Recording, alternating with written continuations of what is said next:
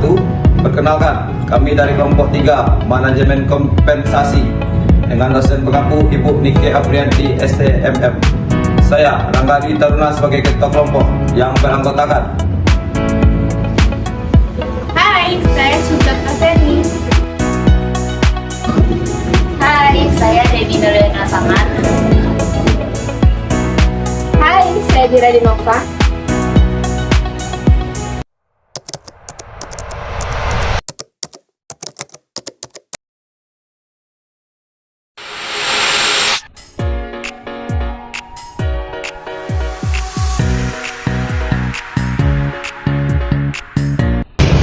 Halo guys, Halo guys, tadi kami sekarang ada di JNE Expert.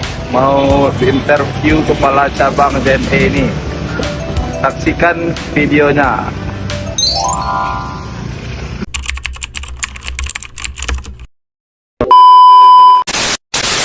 Perkenalkan, kami dari mahasiswa UPI Padang dari mata kuliah Manajemen Kompensasi. Kedatangan kami di sini bermaksud untuk mewawancarai Bapak tentang sejarah dan bagaimana kompensasi yang ada di JNE Pak. Dan sebelumnya Pak, dengan waktu Bapak, selanjutnya kami ingin ada beberapa pertanyaan. Apakah Bapak bersedia untuk menjawabnya? Kalau sedia berarti. Mungkin pertanyaan kami tentang sejarah berdirinya JNE Pak. Tentang latar belakang bagaimana sejarah berdirinya perusahaan JNE. Ya, oke. Jadi JNE itu berdiri tahun 1990, tepatnya tahun 10 November. Jadi belum lamanya ini merayakan ulang tahun JNE yang ke-24. Ya. Awalnya JNE ini berdiri untuk pengiriman ekspor impor. Ya, ekspor kasarnya banyak di kawasan negeri. Terus tahun 1998 mungkin kalau ada baca sejarah gitu ya, karena 98 itu masih di sejarah ya, ada terjadi krisis moneter ya, jatuhnya pemerintahan Orde Baru. Nah, di 98 itu banyak pabrik di kawasan itu yang hengkang dari Indonesia. Ya, dia pindah keluar karena kondisi nggak kondusif gitu ya. Nah, sehingga banyak juga perusahaan ini yang hilang. Ya, karena kan JNE itu sudah punya karyawan banyak gitu. Ya. Sehingga 98 itu JNE memutuskan untuk melalui logistik. Ya. Nah, tapi tantangannya JNE itu pendirinya sama dengan UKI. Ya, dengan UKI. Ya, Pak Haji Soekarno, beliau kan mendirikan UKI, jadi kita tahun 90-an. Ya. Karena tahun 98 itu UKI berumur 34 tahun. Kalau JNE sekarang berumur 34 tahun. Ya. Jadi beliau mendirikan UKI logistik, kemudian nasional ya. Karena mulai dari itu akhirnya JNE berubah logistik. Ada perjanjian tulis sebenarnya. Saya tahu apa ada sejarah yang di internet gitu ya. Jika ada perjanjian tidak tertulis oleh JNE membantikan logistik, tapi dengan objektif premium nggak sama seperti gitu ya. Tapi ada JNE logistik apa namanya, dan tahun 2000-an lah, jadi kita mulai tumbuh dan cukup besar, malah biasanya JNE rasanya JNE itu salah satu perusahaan ekspedisi nasional yang pertama online. Ya, jadi dulu itu ada kasus, jadi kalau naik politik apa atau apa ya, itu kasus kan. Kasus itu mulai dulu orang jualan online di situ di media kasus. Yaitu di JNE mulai tumbuh, mulai besar, bahkan mungkin 2010-an JNE sudah melebihi jualannya. Itu sejarahnya. Nah, untuk JNE Padang sendiri, ini dulu mitra. dulu bermitra. Mitra siapa? Mitra di Padang dulu. 2012 itu diambilnya oleh JNE. Ya karena JNE menilai JNE Padang ini nggak berkembang. Ya, atau mungkin bingung kalau pemilihan ini mau bicara itu atau sehingga 2012 sudah melalui saya tulis di beberapa tempatnya beli kemudian dulu kami ada beberapa karyawan, tiga karyawan yang perusahaan mitra lama itu dialihkan semua ke JNE. Saya juga orang. Ya. Nah sekarang JNE adalah sudah total ini 220 karyawan sekarang dari di sini ya JNE Padang. Ya, seluruh cabang dulu kami nggak lengkap di kabupaten kota ya, kami sekarang sudah punya 14 cabang, bisa ada sekitar lebih kurang 300 titik di Sumatera Barat. Nah itu bisa. Selanjutnya mungkin mengenai tentang kompensasi. Kalau kompensasi ya? Kompensasi akan diberikan oleh pihak JNE kepada karyawannya untuk sewa pasti kepada karyawan. Selain kompensasi apa? Apa lagi pertanyaan? Selain kompensasi apa lagi? Itu benar. Oh, itu bisa nggak lagi? Oh ya? Ada mungkin dia bisa apa tujuannya juga. Ya, gini. JNE itu taat aturan. Ya, taat mengikuti aturan seluruh kementerian dari pemerintah. Masih juga kompensasi. Ya, dari proses rekrutmen misalnya, kalau di awal tentu UMR ya. Dari pamungkas gimana merupakan itu 9%. Itu dimasukkan. Terus ada tunjangan, ya ada tunjangan 19. Kami ke 19 pada bulan yang sudah berapa nih? Tahun. Kalau kita ada dapat 19. Kita 15 ke 16. Ya, jadi kenapa? Jadi ada juga apa namanya WLT. Ya, nah kerabat di Padang itu ada beberapa jenis ya. Pertama ada yang organik, yang tetap, ada yang outsourcing, ada yang crowdsourcing, ada yang freelance juga. Ya, itu tahapan-tahapannya juga dia sudah bekerja lama, perform, nanti dari bapak, kinerjanya bagus, itu kemungkinan untuk tetap kepada lebih besar kebebasan itu sekarang mungkin sekitar 70%, 60-70% ya tetap. Ya, misalnya kalau kita masih ya, nah untuk yang tetap dan tadi untuk yang tetap itu setiap tahun ada penilaian. Ya, ada skala beda. Dulu nih ada kemarin nih Pak Jimmy terbaik nih di Indonesia Pak Jimmy nomor 2, benar ya?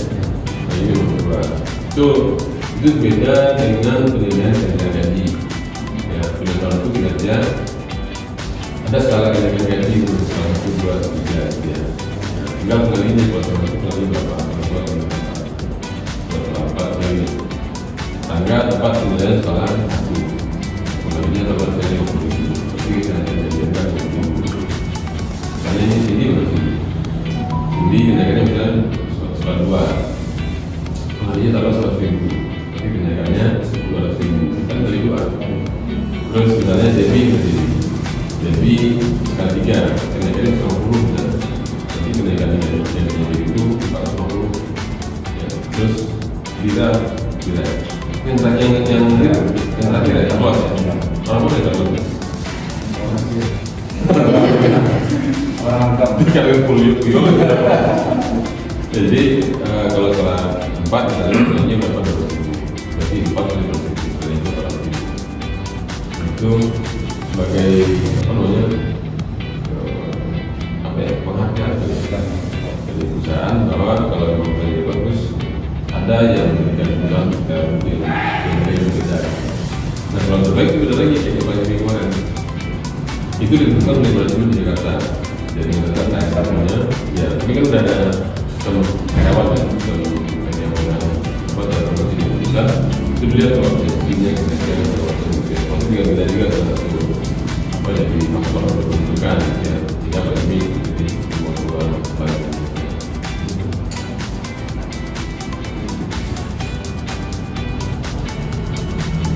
Tujuan bikin kompetisi ini untuk menjadikan karyawan enggak?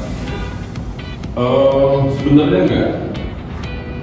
Gini, sejahtera atau enggak karena itu tergantung dari apa namanya kinerja pemerintah, kinerja ini.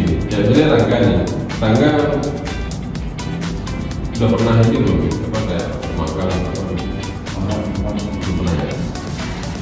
Kita lagi lah. Dia padahal itu buka open recruitment misalnya, ya buka. Nah, kadang-kadang pada saat mereka datang untuk melamar, yang dipikiran dia kan dia ingin dapat uang dari benar ya, dapat gaji. Tapi dipikiran dia kan apa? Ya, dia mengharapkan dia menghasilkan uang buat ini. Ya, sebenarnya kayak Rangga, Devi, nomor ini.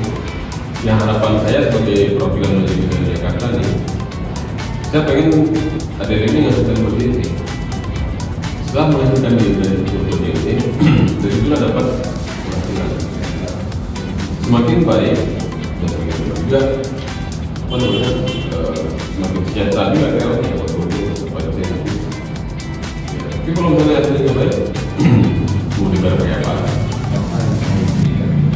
Ya.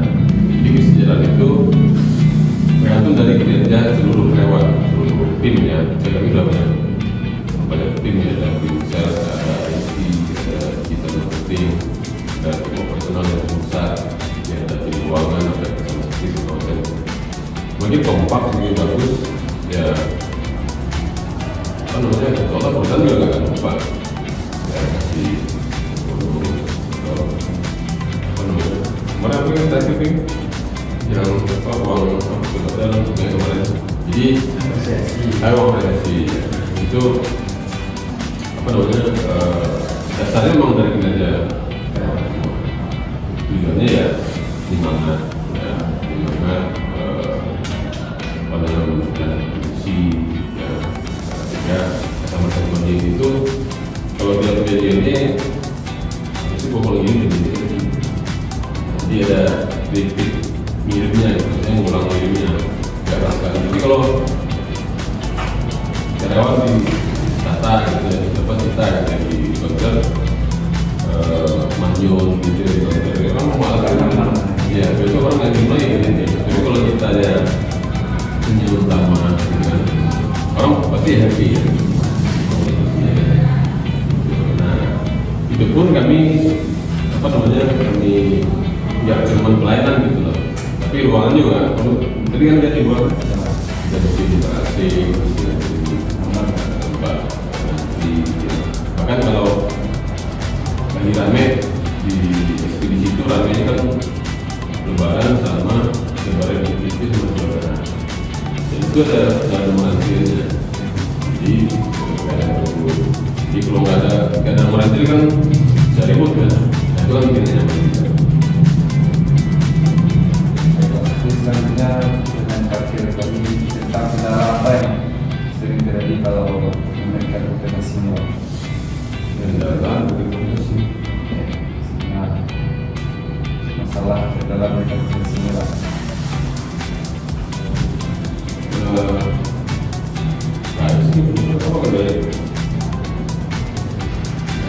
Sejauh kinerja kita baik, sama kirim, mau pasti ada. Tapi yang jadi problem kan ketika kerja nggak baik, sama dengan kirim, semuanya nggak ada. Ya karyawan nggak bisa digaji. Jadi semuanya memang dari karyawan. Ya jadi itu sebenarnya kan sebuah perusahaan, ini dia produk. Ya ketika karyawannya sebenarnya nggak mau melayani, nggak mau peduli segala macam, ya lama-lama kesama dari beberapa puluh ya nggak, kita nggak punya komputer ya. Tapi kalau sejauh bisa di-maintain gitu ya, karyawannya performanya bagus, ya, termasuk satu lagi situasi ekonomi di pemerintahan gitu ya, jika bagus ya, menunjukkan customer gitu. Apa? Kata customer misalnya kalau kayak banyak atau enggaknya terus ada customer yang namanya gede Ya. dan tentu di sini mungkin itu aja yang terlibat. Ini nanya Rangga sendiri berarti. Ini ada yang katanya Cindy, jadi katanya dia.